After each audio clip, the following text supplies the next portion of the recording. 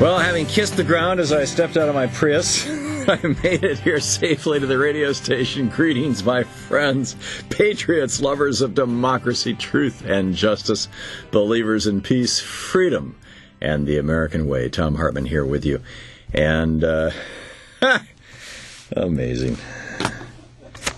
Couldn't happen to a nicer company. I am... As I've said many times, we need a national and an industrial trade policy in the United States. That's what built Toyota in Japan and allowed them to become such a powerhouse that they have become one of the leading manufacturers in the United States. And the fact that they're doing that, Japan is, the country is, and has ever since the early 1950s. And we have not. At least we haven't since the 1980s. And this was yesterday, Arlen Specter asking the president about this. Do you think that we should continue? He says 15 members of the Democratic caucus voted against NAFTA, or against NAFTA, the World Trade Organization, the GATT, the General Agreement on Tariffs and Trades, that Bill Clinton was pushing in 93, I think it was, or 94, whenever it was, in the early 90s. And he says, 15 of us voted against this thing. And Obama says, well, I'm paraphrasing. These are my words, not his, but this is the essence of what he said. He said, that he was still in favor of Bill Clinton's policies, which, by the way, were also George Herbert Walker Bush's policies, and also Ronald Reagan's policies, and also George W. Bush's policies, and also Rahm Emanuel's policies, and also the policies of any Democrat or any Republican who has, by and large, sold out to the interests of the large transnational corporations, because tragically in the United States, we have a political system that only works. Well, it doesn't work. And that the only way politicians can get reelected, unless they happen to have the good luck of coming from a small enough state like Bernie Sanders does in Vermont, where he can actually do retail politics and through the course of a year pretty much meet everybody in the state and shake their hand and get to know them. And with the exception of those few cases, most of these, Barbara Boxer's from a state that's, if it was a country, would have the sixth largest economy in the world, or at least would have a few years ago. I think things may have changed a little bit recently, but you get the point. That if politicians don't sell out to big corporations, they're toast. They're toast politically. And now we've got Chris Dodd.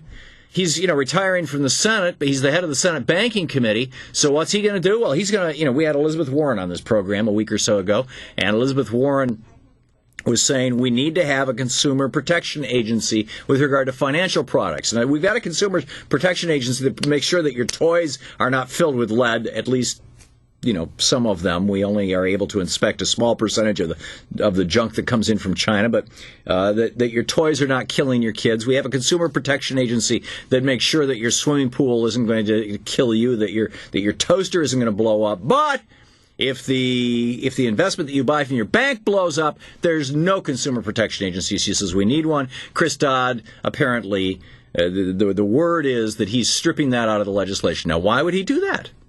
You'd think that this guy, he was the second most progressive candidate in the Democratic field in the 2008 election behind Dennis Kucinich. He was far more progressive in his policies and his positions than was Barack Obama. Why would he do this? Do you think it's possible that he's going to do what so many of his colleagues have done? And that is when he leaves the Senate, he's going to pick up a multi-million-dollar a year job working for some big bank as a member of the board of directors or as a lobbyist, and that he's positioning himself for that in advance right now by selling the interests of the American people down the tubes. Is our American economic ship sinking, and are the rats deserting the ship, and by the way, taking all the food with them? Yes. That's, very simply, yes, that's what's going on. The Citizens United Supreme Court decision, just the most recent manifestation of that. But here, Chris Dodd saying he's going to kill the Volcker. Real Paul Volcker saying, we need protections. We need to do away with too big to fail. We need a consumer protection agency. Elizabeth Warren, we need a consumer protection agency. Chris Dodd is taking the position of the Republicans. Why? Well, the Republicans always represent the big corporations. And now, and of course, some of the Democrats do as well. Mary Landrieu, Evan Bayh, the conservadems. But now, a traditional good progressive, the problem is that Chris Dodd is not a multimillionaire. or at least not enough of a multimillionaire in his own mind that he needs to be, as much as he needs to be. He's on his second wife, I think, maybe third. He's got 2 young children. He's in his 60s. Might even be in his 70s, I'm not sure, but I think he's in his 60s. And, he's got to be looking and saying, if I can go to work for Bank of America for 2 or 3 years and make $2-3 million a year and set aside a couple $1 million in a trust fund for my kids for when I die, I'll leave my new young wife and kids in good shape. And just like George W. Bush was born with a nice little trust fund, I can do the same for my children. So to hell with America. How broken is this system? How incredibly broken is this system? The Wall Street Journal, Senate Banking Committee Chairman Christopher Dodd criticized the White House on Tuesday for complicating the effort to overhaul financial market rules. Right.